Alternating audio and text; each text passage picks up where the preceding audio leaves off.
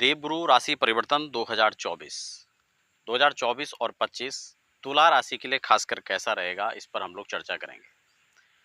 हम लोग बृहद चर्चा करेंगे, साथ ही हम लोग इस बात पर भी डिस्कस करेंगे कि एक महा उपाय के तौर पर हम लोग किस प्रकार से किन उपायों को कर सकते हैं कि 2024 और 25 आपके लिए और भी बेहतर बने। खासकर तुला राशि का जब ये संचरण हम देखेंगे तो वर्ष पर्यंत रहेगा। मई 2024 से स्टार्ट होगा और मई 2025 तक रहेगा। अमूमन यूँ तो बहुत सारे राशिफल के कार्यक्रम आप लोग देखते हैं, लेकिन ये राशिफल के कार्यक्रम आप पर कितने सटीक बैठते हैं, कितने घटित होते हैं, इस बात को भी थोड़ा सा समझना चाहिए। सबसे पहले हम आज के कार्यक्रम में स्टेप बाय स्टेप चर्चा करेंगे और तुला राशि के लिए होने वाली संभावनाएं क्या हो सकती हैं, जो एक बेहतर उनके लिए हो सकता है, और एक महाउपाय की भी हम लोग साथ साथ चर्चा करेंगे। सबसे पहले हम तुला राशि के बर्थ चार्ट को समझ लेते हैं और इस महापरिवर्तन को समझ लेते हैं। देखिए, सबसे पहले तो जब भी हम किसी भी गोचर ट्रांजिट पर जब भी कोई हम लोग कार्यक्रम पर चर्चा करते हैं तो एक पर्टिकुलर एक बिंदु पर होता है। ज्योतिष के अगर फलादेश के पक्ष पर हम लोग बात करें तो इसमें 3 पार्ट मुख्यतः होते हैं। इसमें सबसे पहले जन्मकालिक ग्रह होते हैं, यानी आपका बर्थ चार्ट। जिस समय बच्चा जन्म लेता है उस समय एक इमेज जो एक निकल करके आती है सामने ग्रहों के, ग्रहमंडल की, उसको कहते हैं बर्थ चार्ट। और इसी बर्थ चार्ट पर बहुत डिटेल में चर्चा होती है, बहुत सारी चीजें होती है जिनको हम लोग देखते हैं, उस पर हम लोग कई बार चर्चा करते रहते हैं। उसके बाद सेकंड पार्ट आता है इसका विंशोत्तरी महादशाओं का, जिसमें हम योगिनी दशा भी देखते हैं, अंतरदशाएं होती है, प्रत्यंतर होते हैं, तो वह इसका सेकंड पार्ट है। लेकिन एक तीसरा पार्ट होता है जिसको हम कहते हैं गोचर पार्ट। यह अमूमन बहुत सारे लोग इस पर विचार नहीं करते हैं, लेकिन ये बहुत महत्वपूर्ण चीज है, क्योंकि बिना गोचर के भी हम लोग उतना सटीक फलादेश नहीं कर पाएंगे। इसलिए 3 महत्वपूर्ण बिंदु हैं और उसी 3 में से आपकी राशि क्या है, ये हमें नहीं पता। आपकी बर्थ चार्ट की स्थिति क्या है, वो हमें नहीं पता।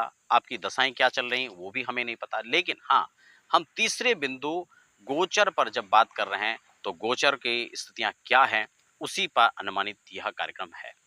आप इसको जन्म राशि अथवा बोलते हुए नाम की राशि के अनुसार पर आज के कार्यक्रम को देख सकते हैं। नए दर्शक हैं, पहली बार विजिट कर रहे हैं तो चैनल को फटाफट सब्सक्राइब कर लीजिए, बेल आइकन को प्रेस कर लें और अब हम इस कार्यक्रम की शुरुआत कर लेते हैं। तुला राशि। तुला राशि के लिए यह गोचर काल वृषभ राशि यानी अष्टम भाव पर यह निकल कर आएंगे। अष्टम भाव अमूमन इसको रोग, मृत्यु, इन चीजों के लिए हम लोग प्रिडिक्ट करते हैं। अष्टम भाव पर वैसे भी देवगुरु का गोचर करना यह बहुत शुभ नहीं हो सकता है, लेकिन लेकिन इसकी दृष्टियां कहां कहां हैं, क्योंकि देवगुरु के पास अमृतमय 3 दृष्टियां हैं और जहां जहां देवगुरु इन दृष्टियों से दृष्टिपात करते हैं उन भावों में अभिवृद्धि होती है। उस भाव पर इस तरह से आप इसको देख सकते हैं कि बहुत अच्छी संभावनाएं निकल कर आती है। तो गोचर में तुला अष्टम पर है, तुला के लिए अष्टम भाव पर गोचर करेंगे। हो सकता है पेट जन्य रोग आपको हो सकता है सीजर की स्थिति भी उत्पन्न हो सकती है, लेकिन यह 100% कब घटित होगा, जब आपके जन्मकालिक ग्रह को भी हम इसके साथ रखें। इसलिए जब भी आप गोचर के कार्यक्रम को देखते हैं, हमारे कार्यक्रम हो या किसी भी कार्यक्रम को देखते हैं, तो अपने बर्थ चार्ट को उसके समकक्ष जरूर रखें। अपनी दशाओं को भी आप देखें, आपकी शुक्र की दशा चल रही है या बृहस्पति की दशा चल रही है, तो उन लोगों को इसका प्रभाव जो है अत्यधिक मात्रा में देखने को मिलेगा। तो इसमें अष्टम भाव का जो बृहस्पति हैं, वो भी शुक्र के घर के हैं, यानी वृषभ राशि के हैं। तो ये यहाँ पर निश्चित रूप से थोड़ा सा स्वास्थ्य की दृष्टि से इसको अच्छा नहीं कहा जा सकता। हेल्थ इश्यूज यहाँ पर हो सकते हैं, जो लोग ऑलरेडी बीमार हैं, जिन लोगों को लीवर की समस्या है या पेट की समस्या है या पेट से निचले हिस्से की समस्याएं किसी प्रकार से बनी हुई हैं, गुप्त समस्याएं बनी हुई हैं, तो उन लोगों को यह गोचर काल थोड़ा सा और पीड़ा दे सकता है और कष्टकारी हो सकता है। इसलिए उपाय भी मैं अंत में आपको बताने वाला हूँ, आपको क्या करना है उस पर आप बने रहें। और इसकी अमृतमय दृष्टि है जिसकी हम बात कर रहे थे, तो 5वीं दृष्टि व्यय भाव पर जाएगी। ये भी सुनिश्चित हो जाता है इस बात से कि ये खर्च की बाहुलता कराएंगे। अब जैसे कि अष्टम भाव के शुक्र हैं, बृहस्पति हैं, अगर आपने इस पर ध्यान नहीं दिया, आपके गोचर भी इस समय गोचर में बृहस्पति खराब है, आपके जन्मकालिक भी इनकी स्थिति खराब है, किसी रोग से आप ग्रसित हैं, तो ये संभावनाएं बढ़ा रही हैं कि रोग में खर्च अधिक होगा। लेकिन आप इसको इन्वेस्ट के तौर पर अगर खर्च करते हैं तो ये आपके लिए अच्छा लाभकारी भी सिद्ध हो सकता है, क्योंकि इसमें संभावनाएं अच्छी तब भी बन रही हैं क्योंकि आपके सप्तम दृष्टि से देवगुरु अष्टम भाव से द्वितीय भाव पर देख रहे हैं। द्वितीय भाव यानी आपका धन का भाव, कुटुंब का भाव, तो इसलिए आप इसको इस रूप में देख सकते हैं कि आपके अर्निंग के स्रोत यहाँ पर बढ़ेंगे।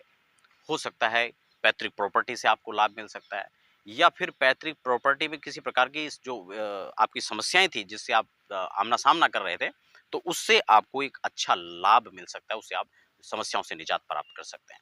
तो यह गोचर काल उसके रूप में भी अच्छा देखा जा सकता है। एक और खास बात हम यहाँ पर देखें कि धन भाव से जब देवगुरु यहाँ पर धन भाव पर दृष्टिपात करेंगे तो ये वाणी का भाव भी है। आपकी वाणी में मधुरता आ जाएगी, आपके सगे संबंधियों के साथ आपके संबंध मधुर हो जाएंगे, और निश्चित रूप से जब यह संबंध अच्छे होंगे तो ये आपकी संभावना को और अच्छा और बेहतर बनाने की दिशा में एक नया कदम हो सकता है। जहां आपके वाणी की कर्कशता से, जहां आपके बोलचाल के संबंधों के कारण आपके संबंधों में रुकावटें या कहीं दरारें आ चुकी थी, तो उनको रिपेयर करने के लिए भी ये गोचर काल अच्छा हो सकता है। इसलिए 2024 और 25 बहुत कुछ संभावनाएं यहाँ पर आ रही है। एक खास बिंदु, जैसे मैं अष्टम में कह रहा हूँ गोचर के बृहस्पति खराब है, बार बार मैं इसको कह रहा हूँ अच्छे नहीं है, लेकिन फिर मैं उसी दृष्टिपात की बात कर रहा हूँ कि देवगुरु की अमृतमयी दृष्टि यहाँ पर 4th हाउस में पड़ रही है। अगर आपके गोचर चार्ट को आप देखें तो आपके चौथे भाव के अंदर जो आपके सुख का भाव है, आपके लग्जरी का भाव है, आपके कुटुंब, आपके परिवार का भाव है, आपके वाहन का भाव है, प्रॉपर्टी का भाव है, तो ये निश्चित रूप से यह गोचर काल आपको इन सब चीजों में इंप्रूवमेंट आपको मिलेगा।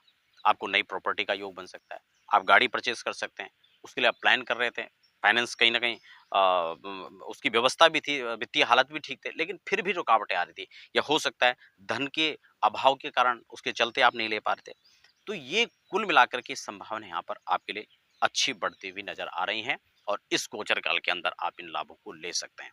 प्रॉपर्टी में इन्वेस्ट अगर आप करते हैं तो ये कई गुना बढ़कर आपको मिलेगा। यहाँ पर बहुत अच्छी बात यह है कि क्योंकि देवगुरु धन के कारक होते हैं, संतति के कारक होते हैं, आपके कहीं न कहीं आपकी नौकरी के कारक आप इनको कह सकते हैं।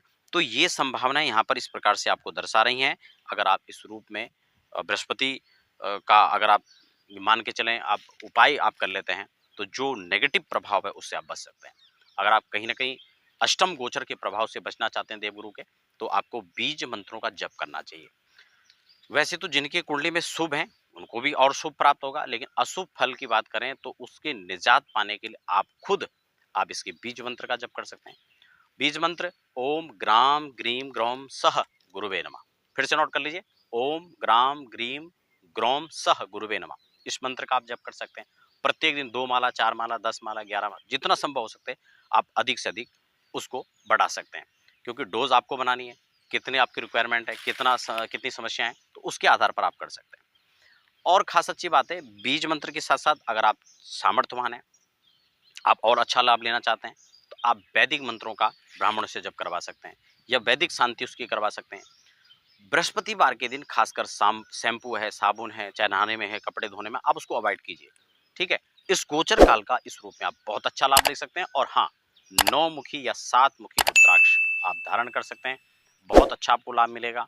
रत्न परामर्श, इसलिए मैं रत्न सलाह नहीं देता हूँ क्योंकि वो परामर्श के साथ पहनना चाहिए। तो आप इस प्रकार से आज के कार्यक्रम का लाभ ले सकते हैं, और आशा करता हूँ आज का कार्यक्रम आपके लिए बहुत अच्छा रहा होगा।